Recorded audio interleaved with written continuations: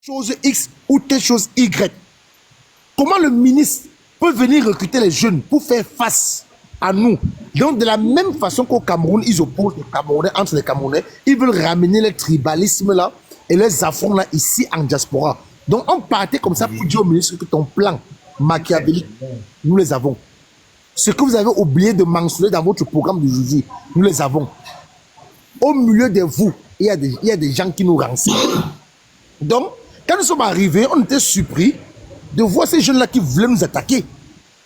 Pourtant, on venait passer un message clair au ministre et à l'ambassadeur du Cameroun à Bruxelles, M. Evina. Mais on voit ces jeunes-là qui veulent nous attaquer. Les jeunes, même peut-être la majorité qui n'ont même pas encore de situation. Ah, c'est les jeunes qui veulent vous attaquer. Ils veulent attaquer. Oui. Et les gros Camerounais que je connais, que j'ai remarqué, qui voulaient aussi jouer les dangereux. On a dit que mes frères, nous on vient en paix. Si maintenant vous voulez amener ça à une autre façon, on va vous montrer que ce que vous faites là, votre folie, ou pour vous s'arrête. C'est où pour nous commence. C'est où pour nous commence. Mais nous maintenant, connaissant les lois en Belgique, on sait que nous on a été attaqués, nous étions en légitime défense. C'est tout. Et s'il y a les caméras dans cette salle, les caméras vont prouver que nous étions en légitime défense. Je veux dire que le ministre de la Jeunesse n'a pas sa place en Europe. La place du ministre de la Jeunesse, c'est au Cameroun. Parce qu'il y a des Camerounais qui sont talentueux, des Camerounais qui sont intelligents, côté technique, mais ils n'ont pas de finances. Ils n'ont pas la subvention de l'État. On a mis à disposition de ce ministre pour les jeunes. Ils n'ont pas la chance de pouvoir venir en Europe. Attends, Brice. On a mis à disposition du ministre de la Jeunesse pour les jeunes au Cameroun qui ont des projets une somme de 100 milliards de francs CFA. Quand Blaireau Niemek pose la question au ministre sur Info TV, avant qu'il arrive ici, qu'est-ce que vous avez fait des 100 milliards que le chef de l'État a mis à votre disposition? Si vous partez écouter la réponse du ministre, vous allez avoir froid au dos. Le ministre dit carrément à Blaireau, quand Blaireau Niemek dit que, mais est-ce que vous êtes fiers, en tant que ministre de la Jeunesse, de voir nos jeunes frères, nos enfants sur les motos Ben Sikin, avec les licences en poche, avec les doctorats en poche? Est-ce que vous, ministre de la Jeunesse, écoutez ce que le ministre dit à Blaireau Niemek? Pourquoi vous voulez toujours faire croire aux jeunes que quand après l'école, c'est le bureau, après l'école, c'est l'administration? Donc vous croyez que le bel sécurité, ce n'est pas un métier? C'est le ministre qui dit cela. Et je vais aller fouiller cette vidéo. Je vais faire écouter ça à tous les Camerounais, comme je sais le faire sur Facebook. Je vais faire écouter cette vidéo à tous les Camerounais. C'est le ministre, un ministre de la Jeunesse, qui dit que est-ce que pourquoi vous voulez faire croire aux jeunes qu'après l'école, c'est le bureau, après l'école, c'est l'administration. Donc ça veut dire que eux, au Cameroun, l'administration, c'est pour eux, le Ben Sikin, c'est pour les jeunes. Mais je suis surpris de voir des gens qui sont battus, des jeunes qui sont battus d'eux-mêmes pour fuir la misère, pour quitter le Cameroun, et on veut les utiliser. La Méditerranée, on a créé la barrière contre nous qui nous battons. Nous qui nous battons pour l'avenir du Cameroun. Nous qui nous battons pour le bien-être du Cameroun. Nous qui luttons pour une cause noble. Nous qui menons un combat juste et noble. Mais ce sont eux que ce ministre est venu pour utiliser contre nous et mentir à ces jeunes. Regardez le mensonge d'un ministre. Ils ont pris un homme camerounais qui a eu sa fortune au Bénin. Qui a eu sa fortune au Bénin, pas au Cameroun. Toujours les mascarades. Ouais, ok. Les gars, attendez. Qui a eu sa fortune au Bénin. Qui a eu sa fortune au Bénin. Venir en Europe, avoir une structure, une société. Il est maintenant en complicité avec le régime en place pour lancer la campagne de Paul Biya. Bon, maintenant, je veux passer un message à ce monsieur. Je sais qu'il est sur toutes les plateformes. Nous allons visiter ton entreprise. Et nous allons venir te passer... Ton entreprise est ici en Belgique? Oui, en Belgique. C'est un béninois? Le nom, je n'ai pas... Il faut que je fouille. C'est un nom Lunus. Ou c'est quoi Lunus quoi? Un truc comme ça. Mais il faut que je vous le nom. Il travaille, il collabore avec l'État du Cameroun. Lui, il collabore avec l'État du Cameroun. Je suis en train d'arriver.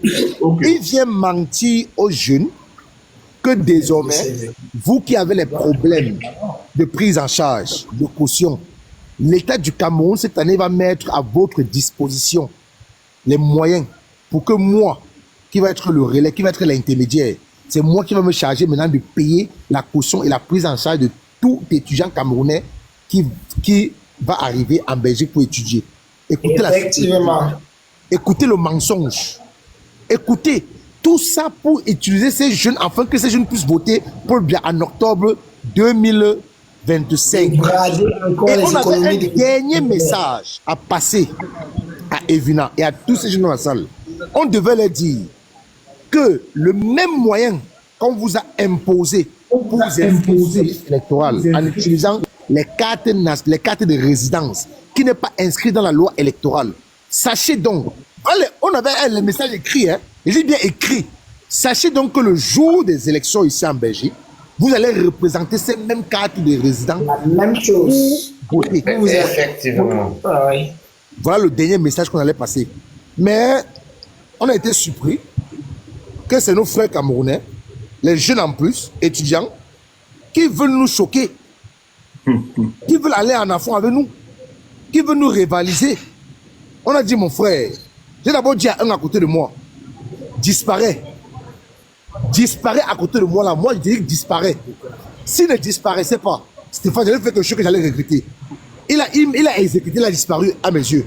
On voit un autre qui vient en face de nous, sauter, sauter, sauter. Il y a les vidéos dans la salle. Ils peuvent mettre les vidéos, ou la vidéo à la police. La police va exploiter et ils verront que nous étions en légitime défense. Ça, c'est clair. Légitime défense. Il y a toujours une éducation civique et politique et juridique dans la brigade anti-sadisme, c'est ce qu'il faut rappeler. Donc, voilà. Quand on pense que les gens sont violents et tout dans la brigade, écoutez, c'est vraiment... Ok, Josie. Voilà, en un mot comme en mille, Stéphane, nous sommes venus dire au ministre de la Jeunesse qu'en Belgique, les étudiants et les jeunes en Belgique n'ont pas besoin de son soutien. Les Camerounais sont à Méo-Centre en train de déchiqueter d'autres Camerounais originaires d'autres régions parce qu'ils n'ont pas d'emploi. Voilà, les Camerounais sont dans tous les 4 coins du Cameroun au chômage. Nous sommes venus lui dire que s'il veut rendre service à la nation, qu'il rentre au Cameroun, donner l'emploi, donner les opportunités, les formations aux Camerounais au Cameroun. Parce qu'en diaspora, ceux qui ont la chance d'immigrer, de se retrouver en Belgique, en France, au Canada et partout, ont ceci de particulier qu'arrivé ici, il y a diverses opportunités qui nous sont données de nous former, de travailler, de s'insérer, de s'intégrer dans la société. Mais ceux qui sont au Cameroun n'ont pas les mêmes opportunités que nous pour se former. Ils n'ont pas les opportunités comme nous pour s'intégrer dans la fonction publique ou alors dans le monde de l'emploi. Alors que le ministre de la Jeunesse rentre au Cameroun et recrute les Camerounais pour se former et pour s'intégrer dans la société. Il n'a pas venu en Belgique pour vendre un programme de société du RDPC afin que nous votions le RDPC. En Belgique, il y aura 0 vote du RDPC. Et nous tenons à dire à l'ambassade que le jour de l'élection, nous serons aussi là pour veiller à ce que l'élection se déroule dans les bonnes conditions et que le résultat soit donné tel qu'il est au tableau. Parce que nous savons que l'opposition, notamment le parti d'opposition qui a le vent en poupe, doit remporter l'élection en diaspora. C'est ce que nous sommes allés lui dire, de rentrer au Cameroun, recruter et former la jeunesse camerounaise. Parce qu'en diaspora, nous avons les opportunités que l'Union européenne et les États de l'Occident ont mis en disposition pour que tout être humain qui est sur le territoire puisse se former et avoir un emploi décent. Voilà, c'est ce que je voulais dire. Et j'allais oublier quelque chose, Steph. J'allais oublier quelque chose de très crucial.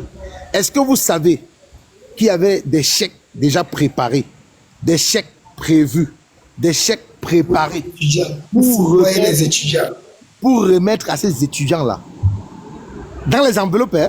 On ne sait pas ce qu'ils ont mis dans les enveloppes. On ne sait pas s'ils ont mis une consigne dans ces enveloppes. Parce qu'ils savent que les étudiants sont vulnérables. Il suffit d'une petite intimidation. Est-ce que vous êtes au courant qu'à l'ambassade de la Belgique, on demande déjà la composition des ménages pour s'inscrire? Oui. La composition de ménage. Commission de ménage porte-parole pour s'inscrire sur la liste électorale. On demande ça à l'ambassade de la Belgique. On demande à l'ambassade de la Belgique la composition de ménage pour s'inscrire. Parce qu'on a envoyé 2 étudiants là-bas. Ils avaient tous les documents à main. Ils vous laissent d'abord faire la carte consulaire. Hein. Écoutez bien. Ils ne vous disent pas qu'au départ. Ils vous laissent faire établir la carte consulaire d'abord. C'est après maintenant que vous avez établi votre carte consulaire qui vous disent, madame, monsieur, il y a un document qui manque.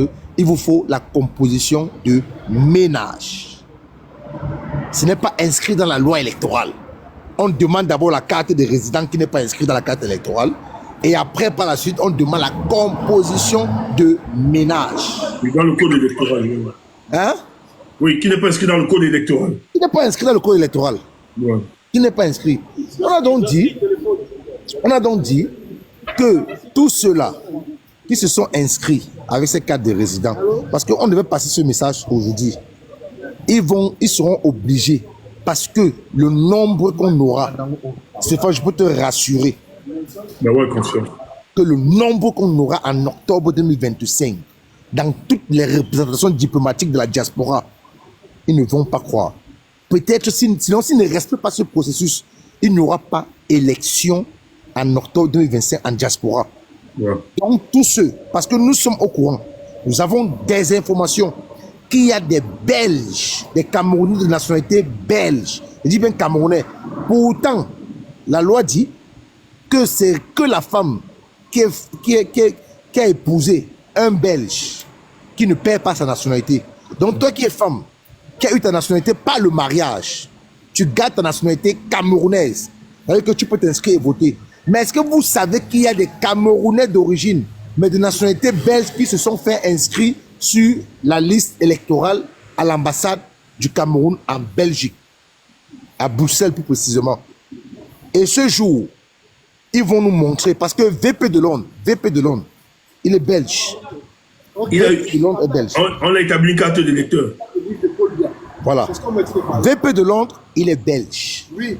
Mais vous allez le voir à l'ambassade pour voter. Ah non, nous allons empêcher ça. Nous allons empêcher, on va le bloquer. Je vous prends le premier exemple que je vous prends. Premier exemple que je vous prends. Il est belge, VP de Londres. Et en plus, qu'est-ce qu'il devait faire? Il y avait un écran géant tout devant.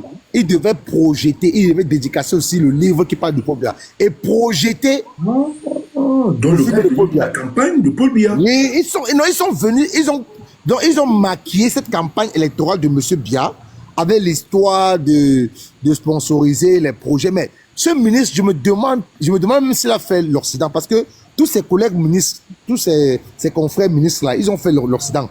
Ils savent que tout ici c'est structuré. Quand ils viennent masquer la campagne de Paul Biya avec cette histoire de l'appui, aux jeunes, de financer les jeunes, d'accompagner les jeunes, il est bête. Je dis ici en Belgique, demain là, j'ai un projet.